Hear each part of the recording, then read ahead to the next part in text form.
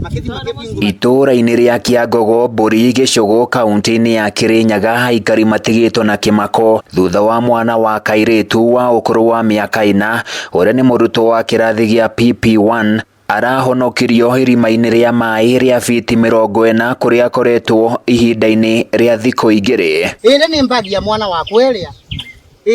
Kũringana na ithe Bernard Mugo, augĩte mwarĩ ũrĩa nĩ mũrutwo wa thukuru wa mũthingi wa Kĩanjirũ orire mũthenya wa Jumatatũ hĩndĩ ĩrĩa aumaga thukuru-inĩ ainũkĩte mũciĩ na makĩambĩrĩria mĩhang'o ya kũmwetha. Mtoto sasa alifanya hivyo, akatoka shule ya Kĩanjirũ.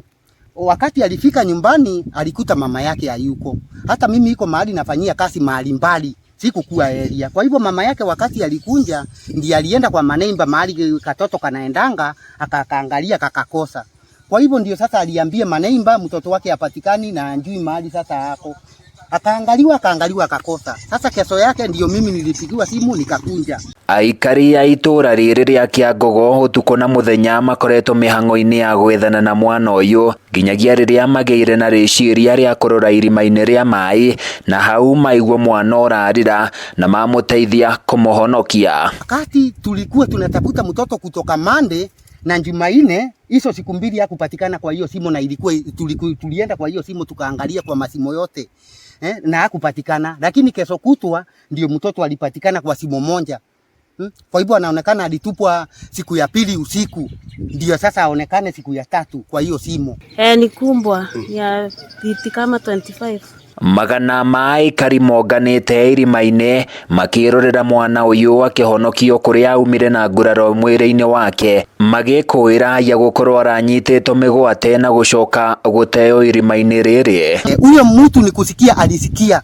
Ndio tulikuwa tumesema watu wenye wanjaoa ndio nikasi sana, tutaenda tukiwa tunaingia kwa manyumba tunaweza kuta huyo mtoto. Kwa hivyo ndio tulikuwa watu wengi tukiongea hiyo story, tuangalie mkumbwa wa nini huyu monene, ili tukumbalisha tukuwe tunaenda pamoja na yeye. Ndio mmoja wao pengine alisikia akaambia mwenye ako na mtoto, sasa ndiye alitupo kwa hiyo simu. Tukaondoa miti, after kuondoa miti tukachungulia tukaona kanguo ya white. Huyo kazini yangu akaniambia, wewe uone ile ni kitu? Nikamwambia sioni kitu, mimi nasikia kisungusungu. Acha turushe kamawe tuone kama tutasikia kitu. Nikarusha kamawe ya kwanza, nikasikia mtoto amesema mam. Huyo kazini yangu akaniuliza umesikia anje? Nikamwambia nimesikia ka sauti.